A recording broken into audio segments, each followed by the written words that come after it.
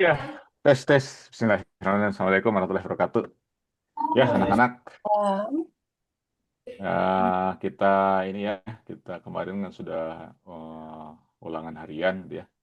Nah, mungkin sekarang lanjut ya ke materinya ya. Sebentar, ada dan jenis share screen.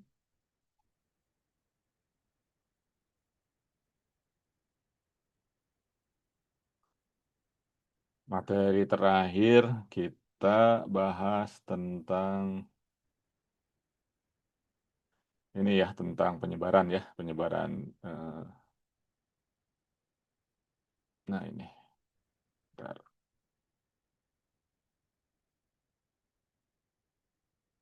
Penyebaran agama Hindu Buddha di Nusantara. Ya, nah ini. Oke, ya. Oke, anak-anak kita share screen. Nah, mungkin kemarin kan sudah dibahas ya beberapa poin terkait dengan penyebaran agama Hindu dan Buddha. Nah, mungkin agama Hindu ya kemarin sudah di ini ya, sudah di um,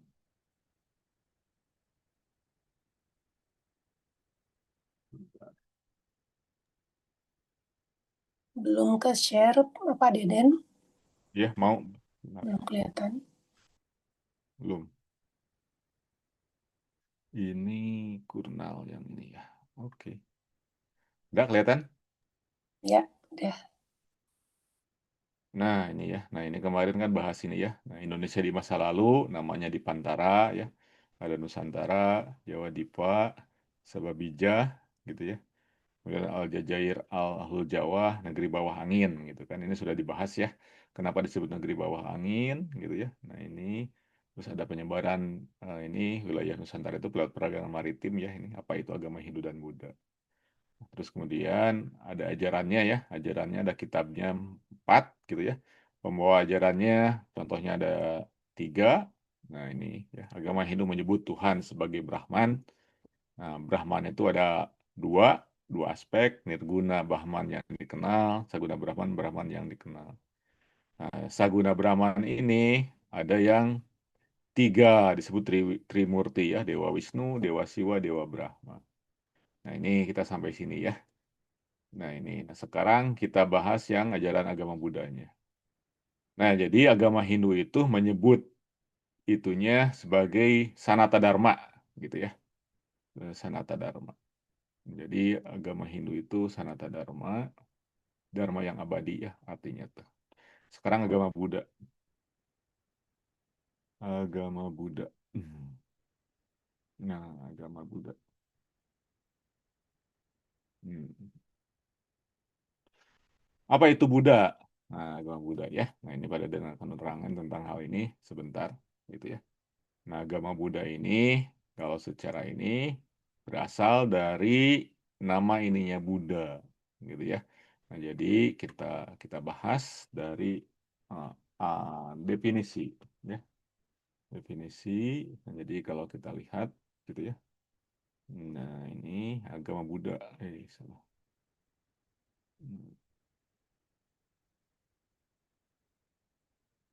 Nah, ini definisinya dulu. Apa itu agama Buddha? Nah, Buddha itu berasal dari nama pendirinya. Hmm. Pendirinya itu adalah Siddhartha Buddha Gautama, gitu ya. Nah, ini nama pendirinya. Jadi kalau kita lihat, gitu ya, nama Buddha. Kalau kemarin Hindu itu berasal daripada Sindu. Sindu itu adalah orang-orang yang eh, mendiami Sungai Indus, gitu ya. Nah, Sungai Indus. Nah, kalau misalnya Buddha berasal dari nama pendirinya Siddhartha Buddha Gautama, gitu ya. Nah, ini. Orang mana ini Siddhartha Buddha Gautama itu? Nah, dia itu adalah disebutnya Pangeran Siddhartha ya, Sakyamuni disebutnya ya. Pangeran Siddhartha, Pangeran Siddhartha. Hmm.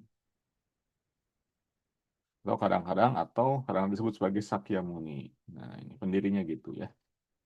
Sakyamuni. Nah, ini. Nah, dia orang Nepal gitu ya. Ya, jadi yang sekarang ribut-ribut kan denger ya Nepal gitu ya. Ribut-ribut. Nah, itu dia Nepal itu sebuah negara yang dekat di wilayah ini, di wilayah apa? Wilayah dekat Himalaya gitu ya. Nanti kita lihat ya.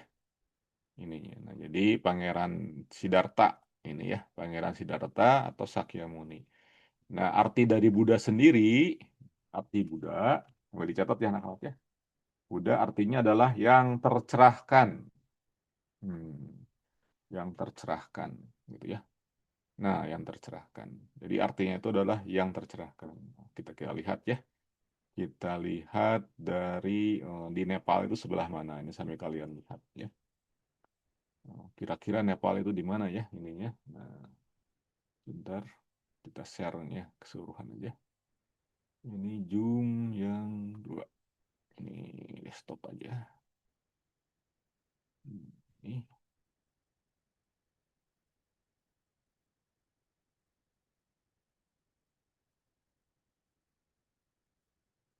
kita lihat.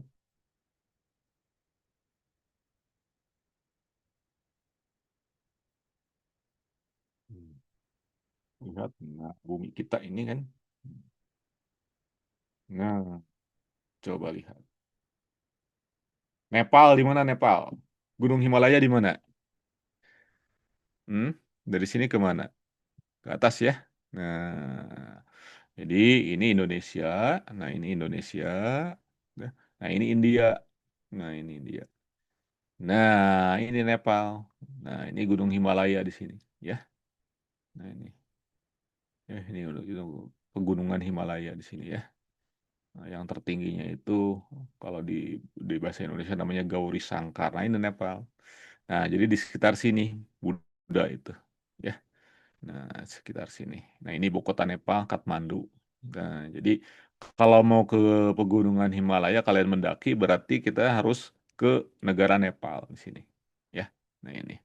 Nah, ini adalah pusat agama Buddha. Nah, lihat. Nah, ini nanti penyebarannya ke Nusantara kan, nah, lewat jalur situ, gitu ya. Nah, ini Nepal. Nah, balik lagi ke sini. Nah, jadi asalnya dari sana, gitu, yang sekarang Nepal. Nah, dari disebutnya Kapilawastu, tempat dulunya itu ya. Jadi kerajaan Kapilawastu, sekarang Nepal. Kapilawastu. Nah, gitu,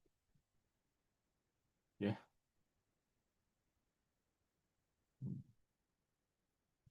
Oke, nah ini definisi ya, definisi dari agama Buddha. Nah, kenapa disebut sebagai Buddha? Nah, tadi ya, karena dia mencapai pencerahan. Nah, kisahnya itu gitu ya. Nah, ini. Jadi ini dongeng nih gitu ya. Jadi waktu kecil gitu begitu lahir di negara Kapilawastu gitu ya. Nah, bapaknya itu seorang raja gitu. Nah, otomatis kan putranya itu Pangeran Siddhartha ini eh, adalah orang yang eh, pewaris kerajaan gitu, sebutnya putra mahkota. Nah, waktu lahir ada seorang peramal gitu ya, seorang pendeta Hindu gitu ya, yang meramalkan bahwa anak ini kelak gitu ya, tidak akan jadi raja, tapi akan jadi katakanlah tanda kutip ya, seorang pembawa agama gitu ya, katakanlah begitu. Nah, otomatis kan eh, ayahnya itu, bapaknya Pangeran Siddhartha itu khawatir gitu ya. Gimana nanti dengan pewarisku gitu ya, dengan kerajaanku kalau misalnya nanti Pangeran Siddhartha menjadi seorang pembawa agama gitu. Maka gitu ya, sejak kecil Pangeran Siddhartha ini gitu ya, dia selalu diberikan ya, apa kemewahan gitu ya. Jadi tempatnya itu di istana dikelilingi pagar-pagar tinggi gitu ya, supaya tidak melihat penderitaan. Jadi semuanya itu semuanya itu hal-hal yang baik ya, dunia itu ya.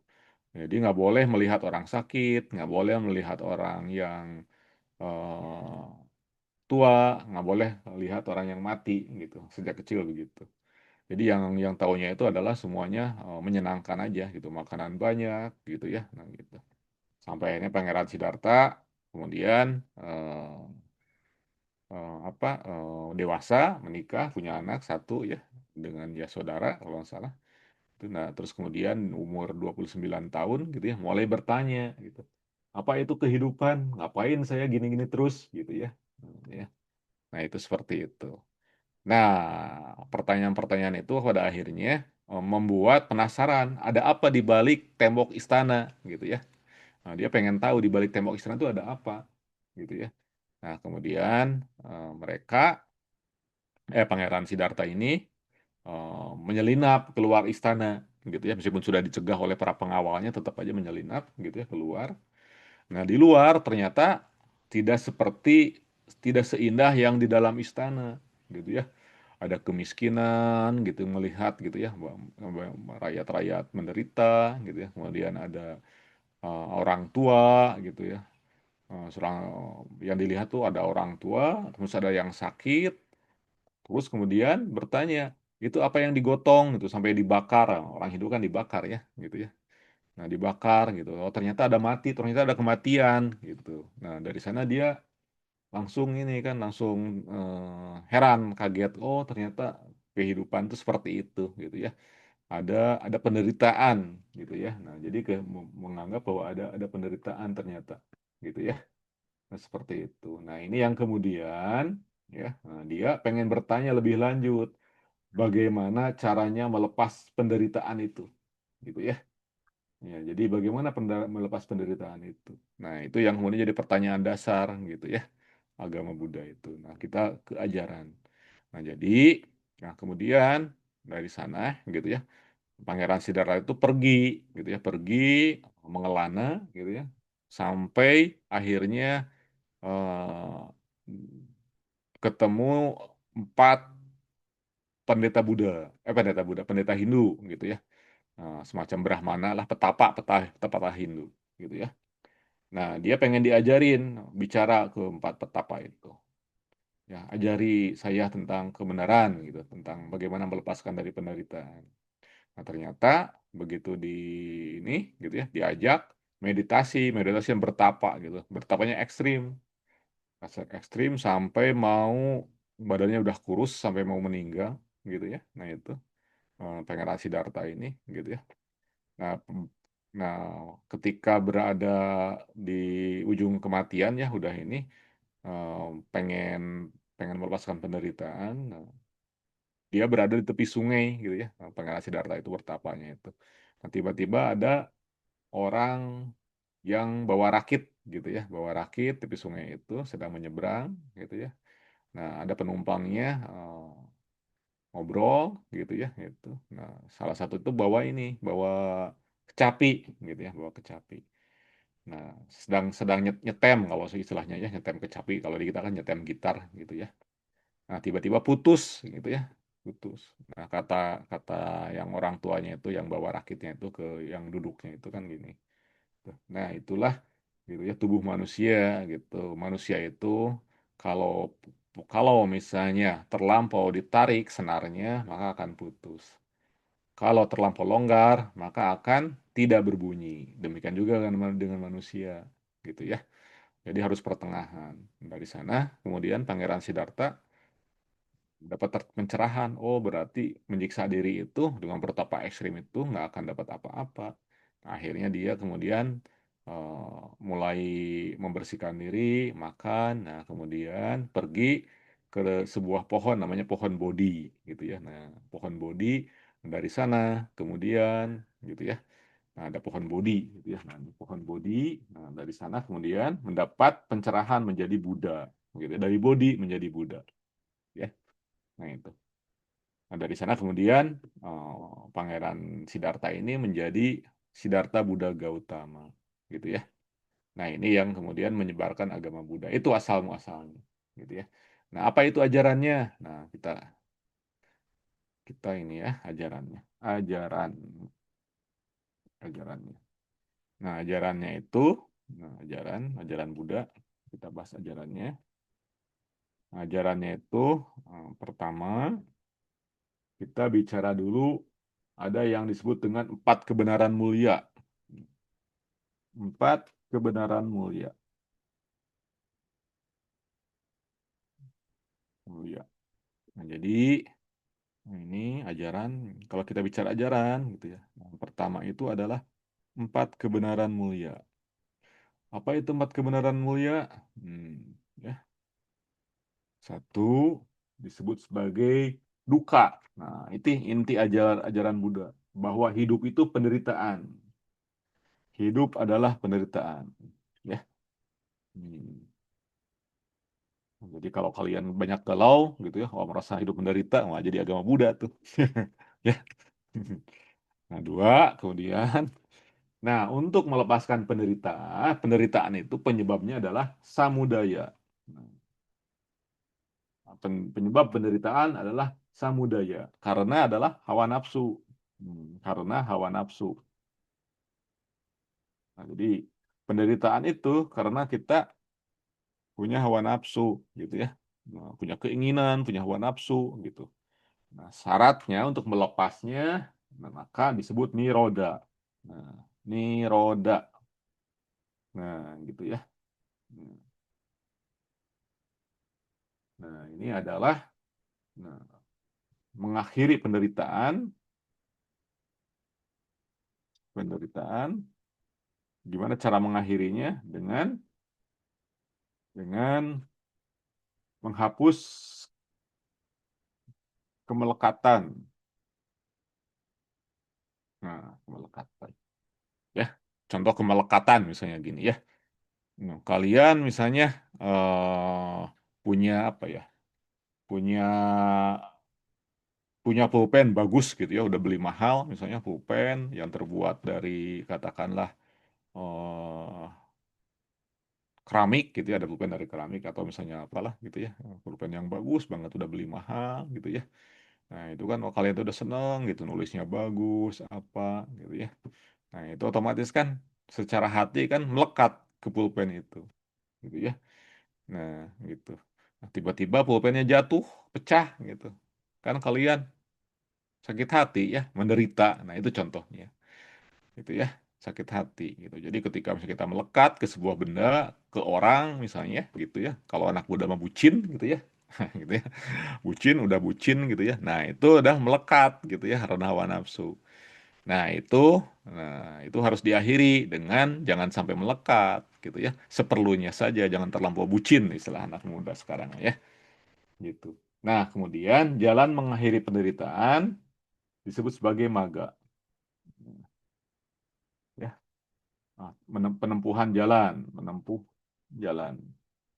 Nah, jalan disebutnya jalan mulia berunsur 8. Nah, berunsur 8. Ini inti ajaran Buddha ya, gitu. Ini Pak Dadan ngasih ini aja, ngasih apa? Ngasih bahwa agama Buddha itu seperti ini, gitu ya. Jalan mulia berunsur 8 ini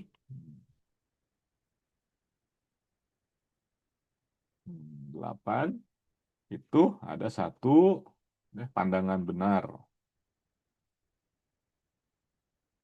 Yang dua, ya pikiran benar. Jadi mikir harus benar ya. Nah, pandangan benar, pandangan itu pandangan pikiran gitu ya. Kita memandang sesuatu harus benar. Nah, jaga mata juga gitu ya. Nah, mata harus dijaga gitu ya. Nah, ini contohnya nih ya. Ucapan benar. Nah, ucapan juga harus dijaga gitu ya. Mentang-mentang sama temen, jir, jir gitu ya. Misalnya gitu ya harus dijaga. Perbuatan. Nah, ini perbuatan benar. Nah, kemudian kelima, penghidupan benar. Penghidupan benar itu ya jangan jangan mata pencaharian tidak mencuri gitu ya contohnya ya. Nah, itu kemudian eh, usaha benar ya, usaha benar. Nah, kemudian perhatian benar. Nah, terakhir baru samadhi yang benar gitu ya. Hmm, Semedi yang benar. Nah, yang tujuan akhirnya gitu ya. Nah, dari sini kemudian mencapai tadi pencerahan atau Buddha ya. Nah, baru dari sini setelah ini dilakukan dari semedi yang benar nanti menjadi pencerahan, pencerahan. Nah, gitu ya. Dari samadhi gitu ya. Nah, ini kemudian mendapat pencerahan, ya. Ini menjadi Buddha. Buddha. Nah, jadi agama Buddha itu percaya reinkarnasi. Apa itu reinkarnasi? Nah, terlahir kembali. Nah, jadi anak-anak, jadi di agama Buddha itu nggak boleh makan hewan, gitu ya. Hewan karena itu bagian dari makhluk hidup.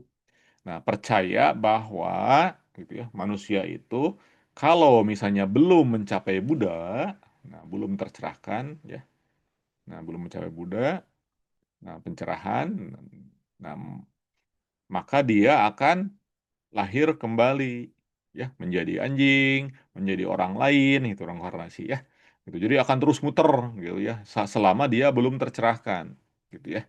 Nah, jadi akan terus muter lahir lagi bergiur mati, lahir kembali gitu ya. Nah, itu kepercayaan agama Buddha.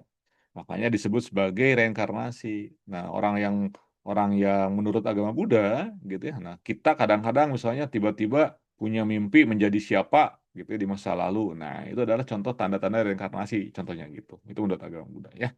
Jadi sepanjang kita misalnya belum mencapai pencerahan, belum menjalankan ini semua, gitu ya. Nah, ini belum menjalankan ini semua, gitu ya. Terus mendapat pencerahan, ya seperti yang diajarkan oleh Buddha, maka kita begitu mati nggak pernah bisa mencapai surga atau nirvana, ya. Tapi akan lahir kembali dalam bentuk lain, dalam bentuk binatang, dalam bentuk hewan, dalam bentuk orang lain, gitu ya. Nah, itu maka syaratnya itu lepas dari penderitaan itu adalah dengan mencapai pencerahan, gitu ya. Itu ajarannya gitu, agama Buddha itu. Nah, itu ya. Nah, jadi ini adalah konsep agama Buddha. Adapun kitabnya, nah sekarang, nah kitab agama Buddha, kitab agama Buddha bukan Taurat atau Jabur ya, jangan jangan ngikutin eh, ini ya. Nah, jadi kitab agama Buddha itu disebut Tripitaka. Kita bahasin ya. Kitab.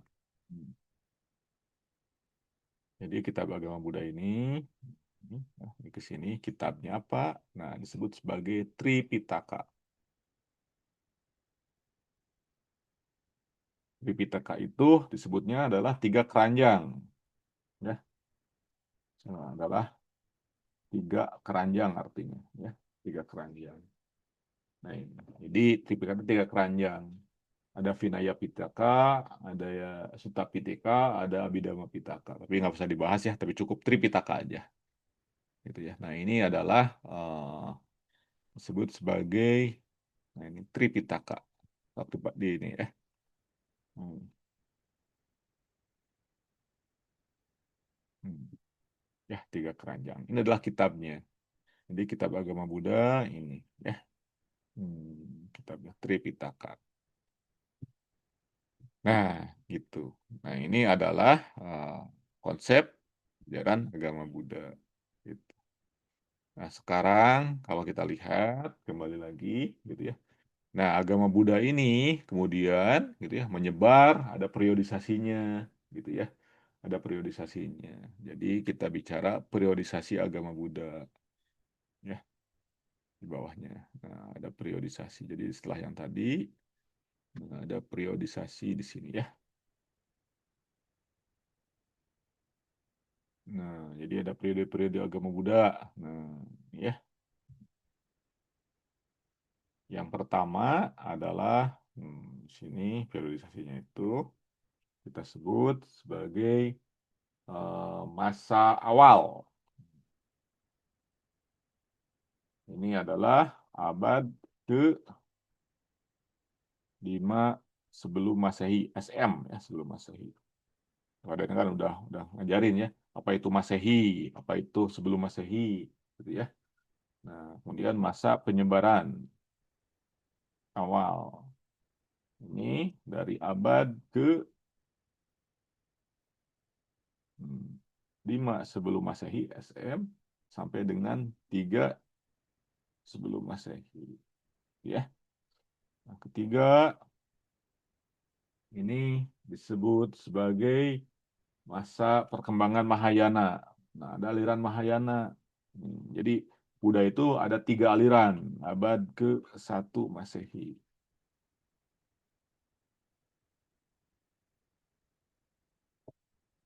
Ya. Nah, 4 ya aliran Mahayana, aliran Vajrayana atau Tantrayana. Hmm. Nah, ini ya. Ini abad ke 7 Masehi. Abad 7 Masehi. Hmm. Kemudian kelima, perkembangan aliran Vajrayana, Mahayana, sama Theravada. Ya, Theravada.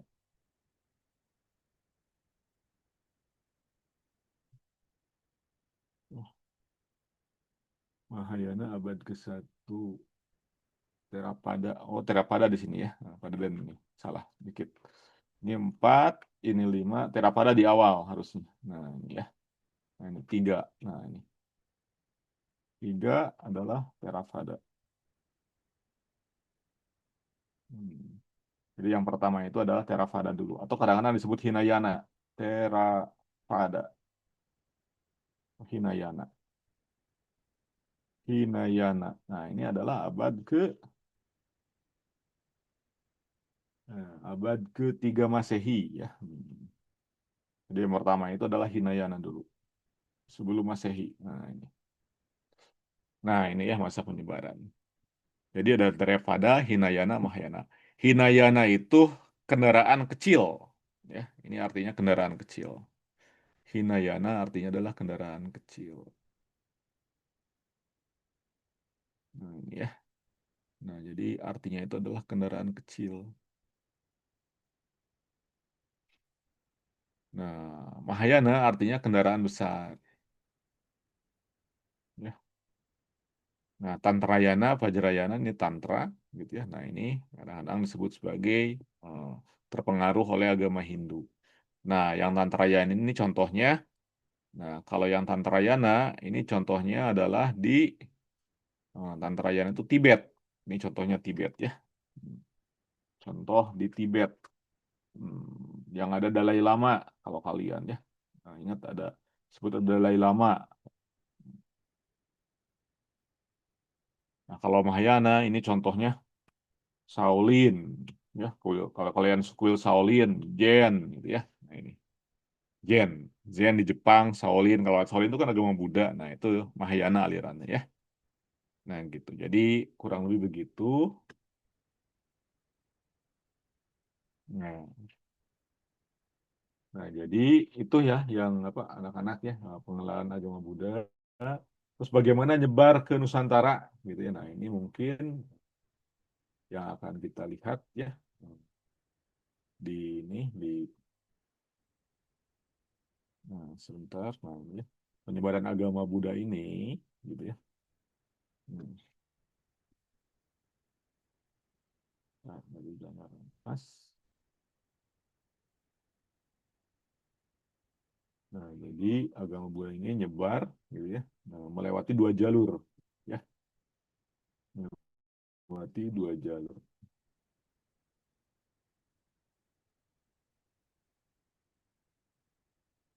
Nah, ini lihat.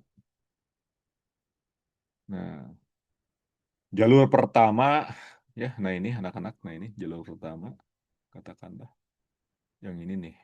Yang merah ini nih. Nah, ini kan ya. Nah, ini yang merah tuh sini.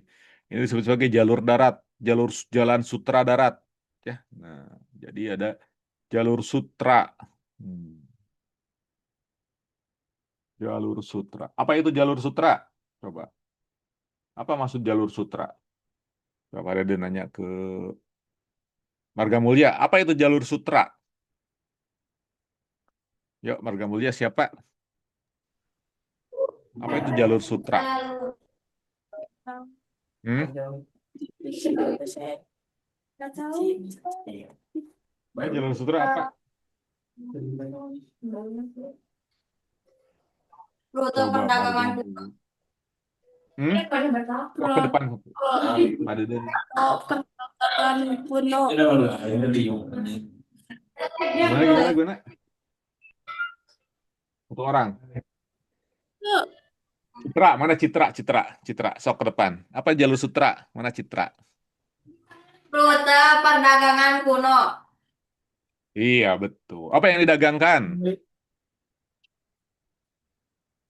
Hah? Hmm? Ada di Apa yang didagangkan? Diperdagangkan semua rempah-rempah. betul.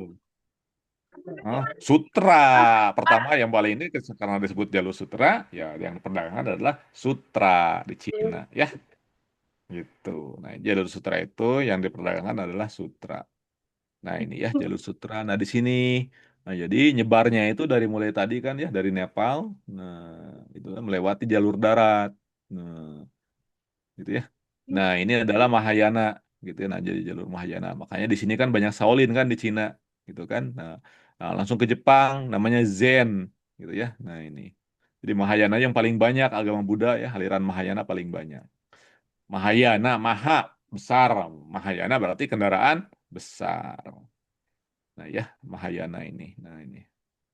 Nah, ke Indonesia lewat jalur laut. Nah, ini perdagangan yang kemarin pada ada cerita ya. Jadi ada perdagangan maritim. Nah, jalur laut yang ke Indonesia itu terutama di Sriwijaya di sini. Gitu ya. Nah, ini gitu ya. Jadi ada dua jalur, yang ke Cina lewat jalur Sutra, yang ke Nusantara lewat jalur laut. Gitu ya. Yang ini Sriwijaya. Ini dari Nepal. Nah, gini ya.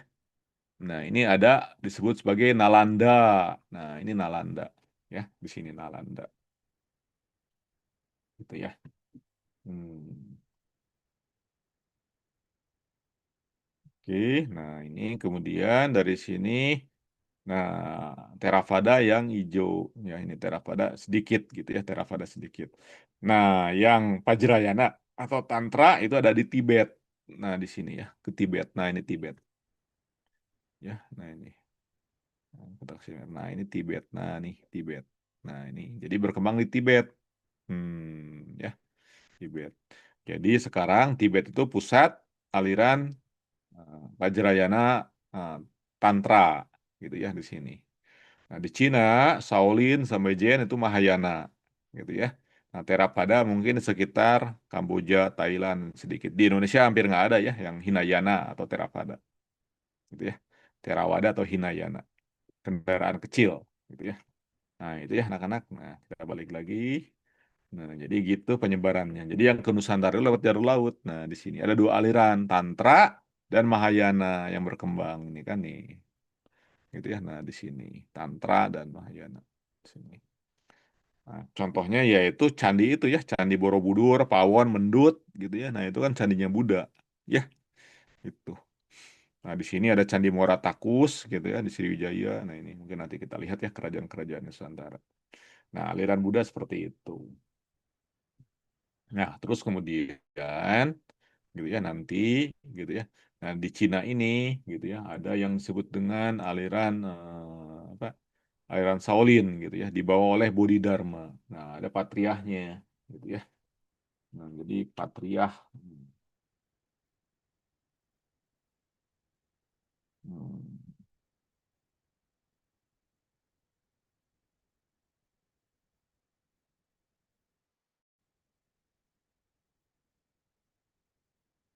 ada patriah itu semacam paus gitu ya. Nah, itu paus. Hmm. Oke, nah ini kemudian udah ya segitu ya nih aliran agama Buddha. Dari mulai definisi agama, Tripitaka, periodisasi, udah. Nah ini ya. Oke, nah cukup ya agama Buddha. Nah sekarang kita bahas bagaimana teori penyebaran Hindu-Buddha di Nusantara. Ya. Nah ini kita bahas teori penyebaran Hindu-Buddha di Nusantara. Seperti apa teorinya?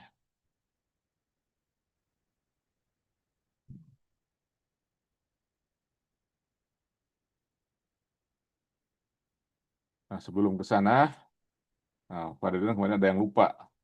Nah, di Hindu itu ada yang disebut dengan sistem kasta, gitu ya. Nah, kasta dalam agama Hindu.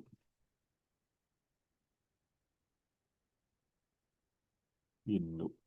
Nah, kasta ini kadang disebut sebagai catur warna. Catur artinya apa catur? Jadi bilangan-bilangan dalam bahasa Sanskerta. 1 sama dengan Eka. 2, apa namanya? Eko. Dwi. Dwi. 3, apa namanya? Tadi kan ada dewa-dewa disebut apa? Dewa-dewa tuh yang 3 itu.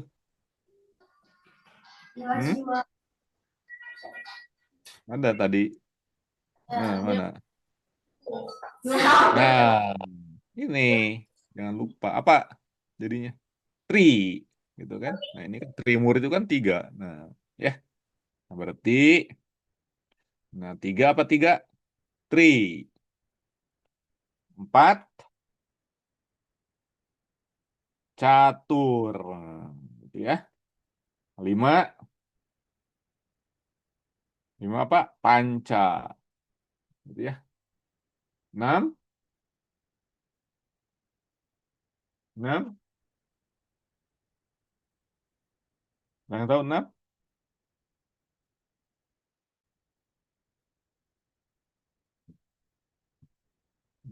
Nah,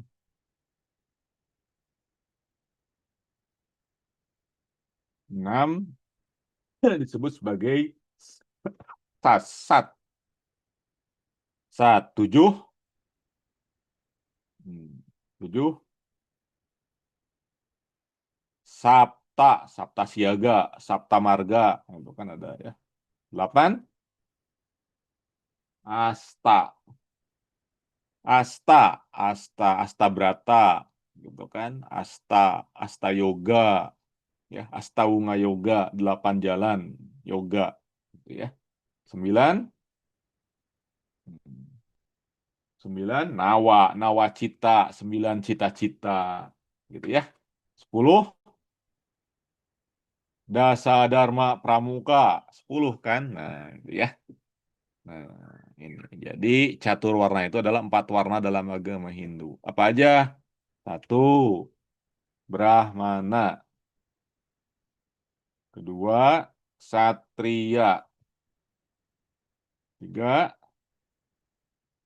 Waisa. Nah, jadi ini sistem kasta. 4, Sudra. Brahmana adalah orang-orang yang warna warna warna jiwanya, warna dharmanya adalah sebagai pendeta, ya, atau ngurusi agama atau urusan agama, ya, urusan spiritual, ya. Jadi kalau misalnya ada kiai misalnya ya dalam agama Islam apa, nah dalam agama Hindu disebut sebagai Brahmana, kaum Brahmana.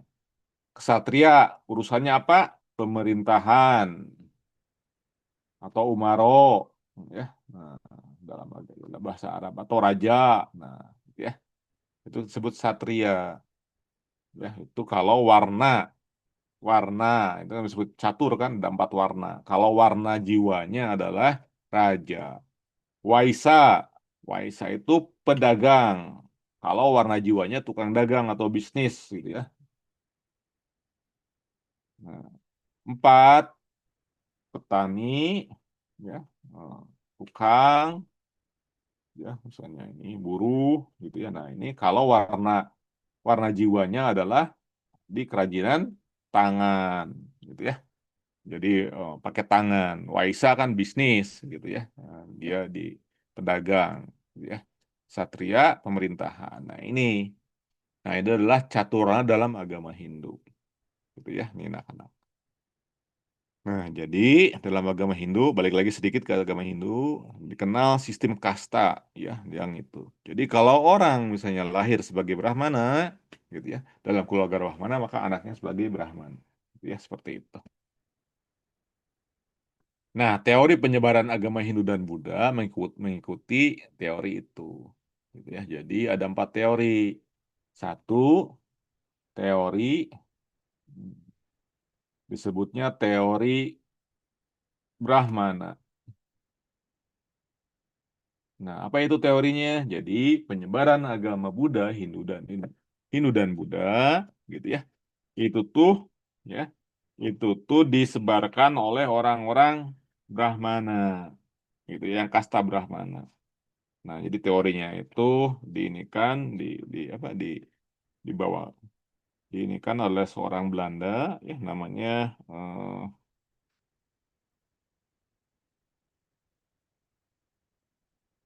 Krom, ya. Nah, bukan Krom, Van ya. Ini kan sebagai Van Leer. Nah, ini ya. Jadi artinya itu, ya, agama. Nah, ini, ya, agama Hindu dibawa oleh kaum Brahmana, ya. Kedua, teori Satria. Nah, ini tokohnya, ya. Satria ini disebut dengan F.D.H. Bos, gitu ya. Nah, ini agama Hindu-Buddha, Hindu dan Buddha, ya, bukan hanya Hindu. Agama Hindu-Buddha, agama Hindu-Buddha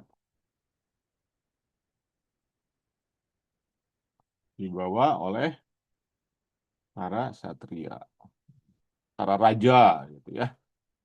Nah, itu. Nah, teori Brahmana, gitu ya. Nah, apa buktinya di ini oleh teori Brahmana, gitu ya. Nah, Van Leer berargumen buktinya adalah di Indonesia, di Nusantara, gitu ya. Banyak agama-agama, agama-agama Hindu dan Buddha itu banyak kitab-kitab, gitu ya. Yang itu tuh adalah pasti dibawa kitab-kitab ajaran Hindu dan Buddha yang pasti dibawa oleh Brahmana. Karena apa? Karena, gitu ya, selain Brahmana nggak ada yang diperbolehkan bisa membaca kitab. Jadi di agama Hindu itu anak-anak, gitu ya. Nah, jadi yang boleh membaca kitab, gitu, kitab Weda atau kitab Tripitaka hanya kaum Brahmana. Maka Van Der berargumen, gitu, ngasih alasan kenapa para Brahmana itu yang ini, karena ada kitab-kitab di Indonesia, di Nusantara, ya, kitab agama Hindu dan Buddha yang itu tuh nggak mungkin dibawa oleh orang lain selain orang Brahmana, gitu. Tapi dibantah, gitu, bahwa teori Brahmana ini dibantah oleh ahli lain juga. Bukti bantahannya, gitu ya, nah, bantahannya bantahannya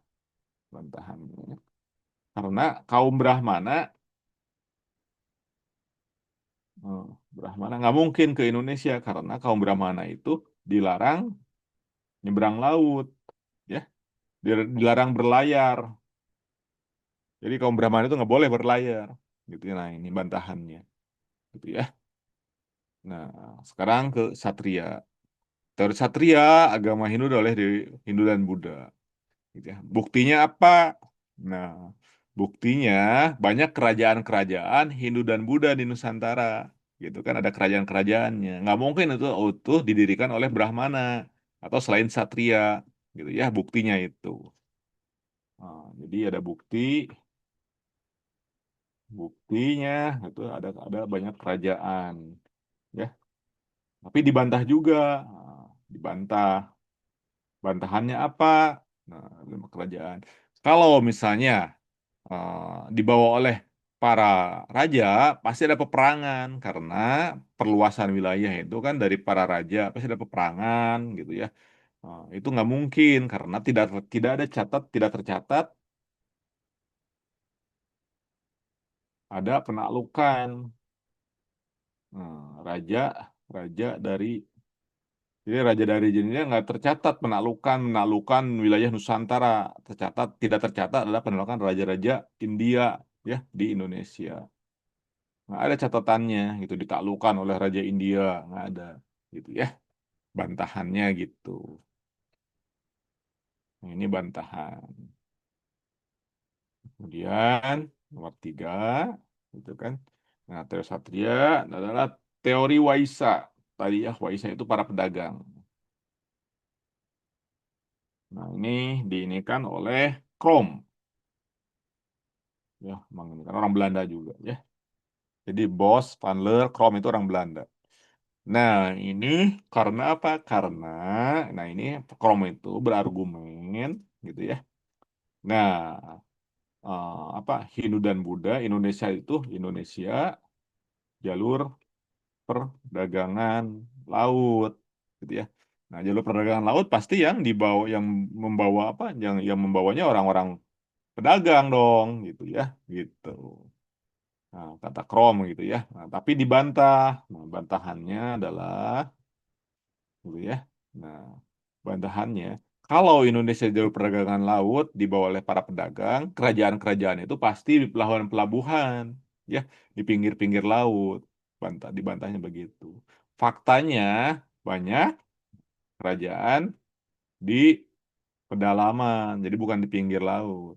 Ya, kerajaan Majapahit di pedalaman kan, kerajaan-kerajaan banyak ya di pedalaman-pedalaman Hindu-Buddha itu, gitu ya. Kerajaan Tarumanagara mulai ke dalam gitu kan, gitu, ke Bogor, kemudian ke Kendan gitu ya. Gitu. Ada banyak di pedalaman-pedalaman. Nah, keempat, teori arus balik. Nah, jadi ini diinikan oleh G. Wedes, bahwa orang Indonesia ya tidak hanya sebagai tidak tidak apa ya tidak tidak pasif gitu ya tidak diam gitu ya tapi aktif ke India gitu ya sebalik. Jadi menurut ini bahwa sudah ada interaksi orang-orang Indonesia, orang-orang Nusantara dengan orang-orang India. Nah, kemudian gitu ya, orang Indonesia mulai berkunjung ke India aktif gitu. Namanya arus balik. Arus balik itu kan ada yang datang, terus kita pergi gitu ya. Ada yang datang dari India, terus kita pergi ke India. Dari sana orang-orang Indonesia belajar ke eh, ke Hindu dan Buddha ya di asrama sama di universitas ada interaksi. Jadi kitanya yang aktif gitu ya. Nah, kemudian membawa ajarannya ke Nusantara. Nah, ini yang paling logis ya. Nah, paling logis.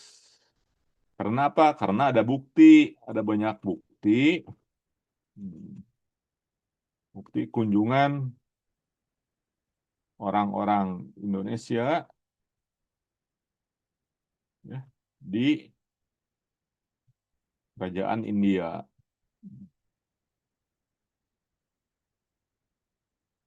Nah, jadi ada banyak bukti. Contohnya tadi ya di perguruan Nalanda gitu ya. Nah, di sini tadi mana?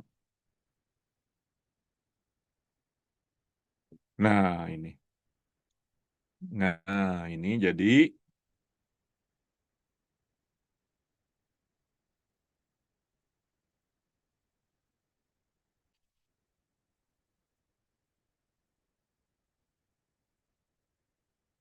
ini.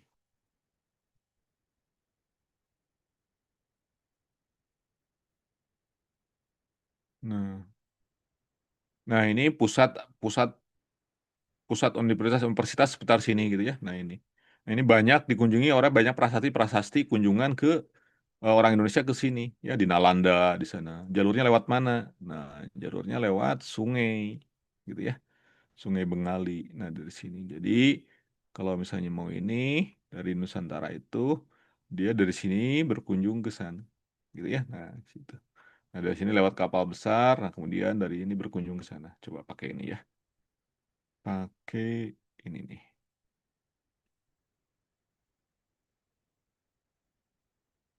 Google Map. Biar bisa digambar.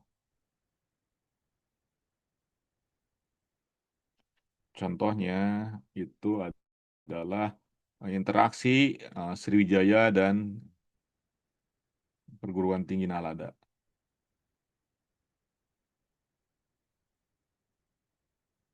Kok nggak ada ya?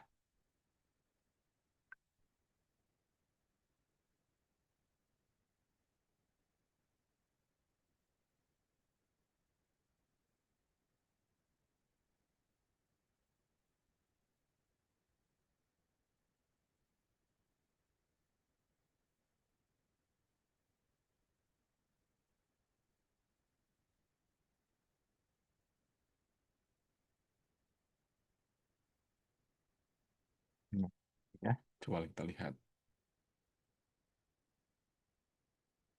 Nah, ini Nalanda di sini. Jadi jalurnya itu ke sini.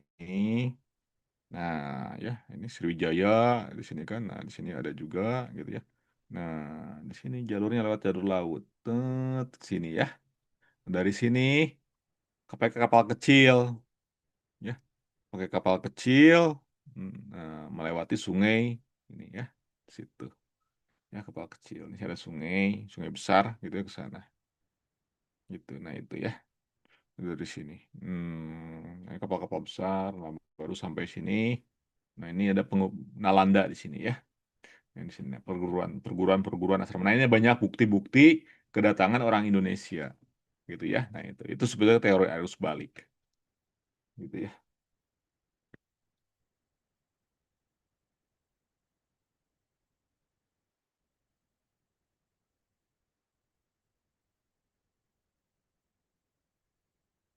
Oke, nah gitu anak-anak ya. Jadi teori Brahmana ini agama Hindu-Buddha dibawa oleh kaum Brahmana, bantahannya kaum Brahmana dilarang nyebrang laut ya. Ini ada 4 ya. Nah, ini yang paling masuk akal. Teori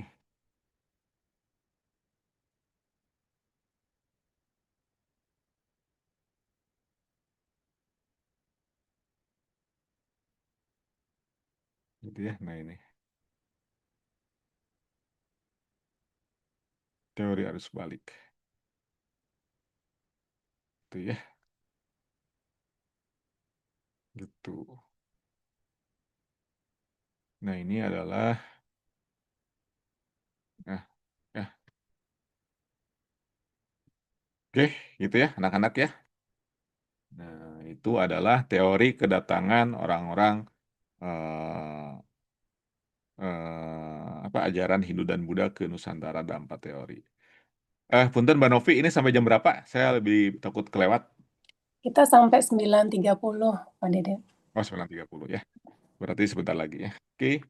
Nah, itu kurang lebih gambarannya ya. Jadi itu. Nah, itu sebagai teori ya, teori arus balik yang paling masuk akal. Jadi kita nggak pasif gitu ya, nggak pasif itu nggak diem gitu ya. Orang India datang terus nyebarin nggak begitu. Tapi kita justru aktif ke India gitu ya. Nah, ini paling masuk akal. Jadi di antara 4 teori ini yang paling logis masuk akal ini, karena ini nggak terbantahkan, buktinya kuat gitu ya, buktinya kuat. Kalau ini ada kelemahan-kelemahannya. Kalau teori Brahmana, bantahannya, kaum Brahmana itu nggak boleh nyebrang laut, gitu kan, ajarannya begitu. Nah, ini ya dibantah. Terus Satria, karena tidak ada tercatat penaklukan raja-raja, gitu ya. Teori Wasia, teori Waisa, gitu, Indonesia jalur perdagangan laut, gitu ya. Yang dibawa oleh para pedagang, ini buktinya ya. Nah, bantahannya kayaknya banyak kerajaan di pedalaman. Di pedalaman itu di wilayah-wilayah yang tidak di tepi laut gitu ya, tapi di dalam darat gitu ya, jauh dari laut. Nah, ini banyak pedalaman gitu ya. Nah, teori arus balik. Nah, orang yang tidak pasif tapi aktif ke India gitu ya. Nah, itu mungkin ya anak-anak ya kurang lebih gambarannya gitu ya. Oke, di sini gitu ya. Nah, ini 4 teori ini gitu. Nah, itu yang kemudian gitu ya. Nah, jadi penyebaran agama Hindu dan Buddha lewat 4 teori ini. Tadi ya sudah tercatat gitu ya. Nah, gitu. Nah, itu ya kurang lebih apa teori ya, teori-teori di mana ini penyebaran agama Hindu dan Buddha. Ulangi lagi ya, anak-anak ya. Ini masih ada 10 menit. Nah, jadi asal usul ini ya, nih udah. Nah, jadi kita itu, nah tadi mana ya? Nah, ini ya. Jadi masa prasejarah, nah ini sama Pak Deden biar kalian ingat lagi ya. Jadi masa sejarah atau praaksara Indonesia itu, gitu ya. Nah, karena disebut disebut prasejarah, gitu ya. Nah, titiknya itu adalah titik utama kita masuk ke zaman prasejarah itu karena ada aksara, ya. Aksara nih, aksara itu dari mana aksara itu ada gitu ya, ternyata dibawa dari India. Nah, prasasti Tarumanagara dan Kutai, aksara Palawa dengan bahasa Sangsekerta. Ya, ini bukan Sangsekertas ya, tambahan S.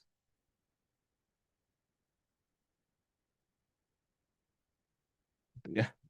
Nah, ini adalah hadir agama-agama gitu ya.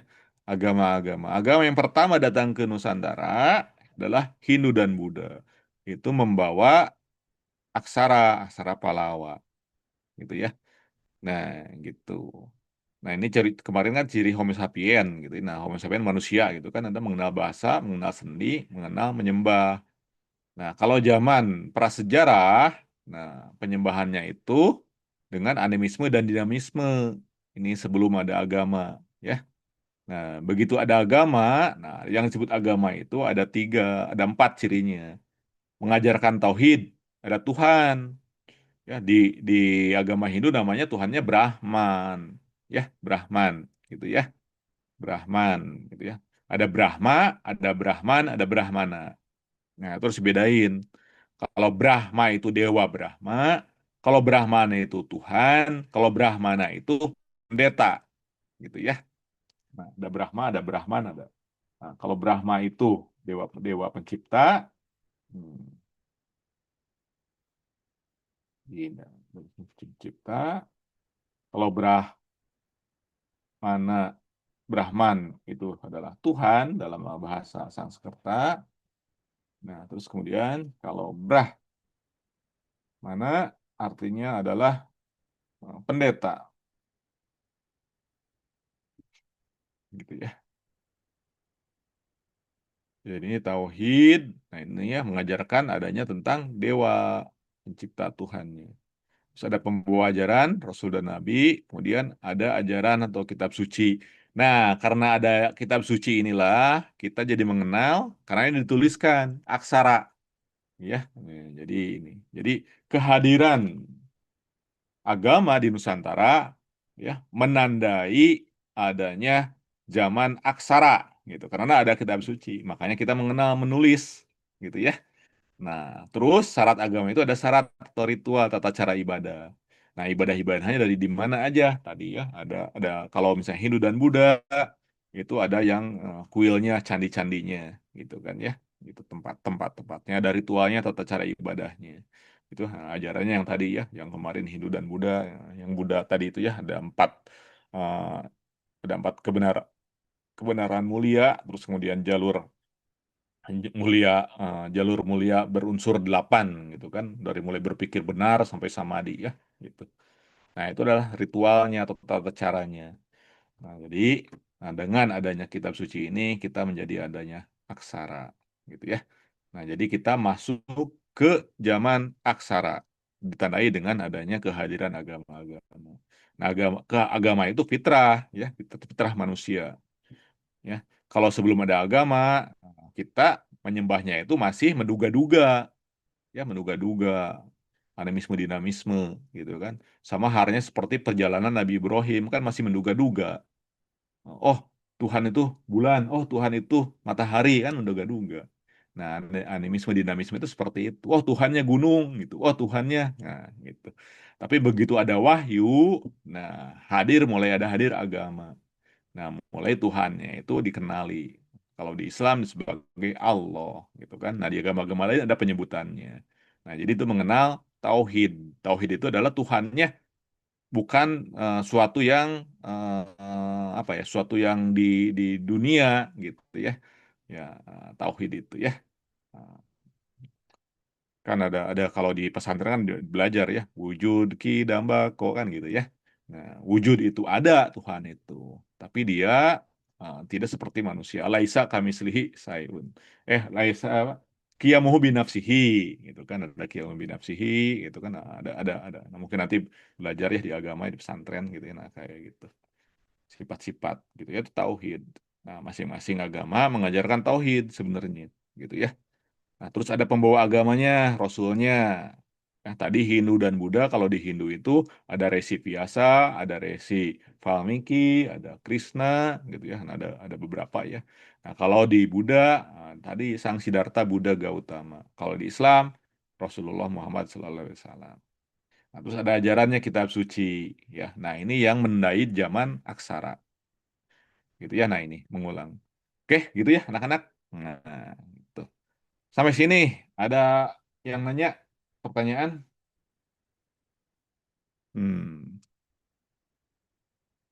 Kalau misalnya nggak ada, cukup kayaknya ya 4 menit untuk persiapan buat yang lain. Itu mungkin Ibu Novi, saya sampai sini ya, gitu ya. Jadi itu ya anak-anak ya, harap diingat. Jadi 4 teori tadi ya, belajar agama Buddha dan 4 teori kedatangan Hindu dan Buddha di Nusantara ya. Nah ini, ingat ya, yang paling benar mendekati teori arus balik. Catat. Oke, mungkin mangga saya serahkan ke Bu Novi. Iya. Ah, Hatur nuhun Pak Deden. ya, sami-sami ya. Saya izin pamit ya. Ya. Cukup ya. Ya, mangga ya, saya izin. Hatur nuhun. Assalamualaikum warahmatullahi wabarakatuh. Waalaikumsalam warahmatullahi wabarakatuh. Anak-anak ya, pada diri pamit. Nuhun ya. Semangat belajarnya ya. Ya, alhamdulillah. Pada belajar sejarah, kalian bisa mulai istirahat. Sebentar kita lanjut pelajaran biologi di 5 ya. Oke, sampai ketemu. Sana hujan nggak? Di sini cuacanya berubah-ubah. Di sini enggak, di sini cerah, alhamdulillah, sama di sana. Tapi biasa di sini hujan, Ibu dengar kadang-kadang di Jatisari juga hujan, di Marga Mulia juga hujan. Di sini cerah.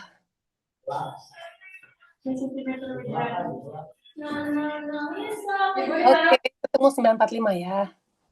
Ya, Bu. Terima kasih.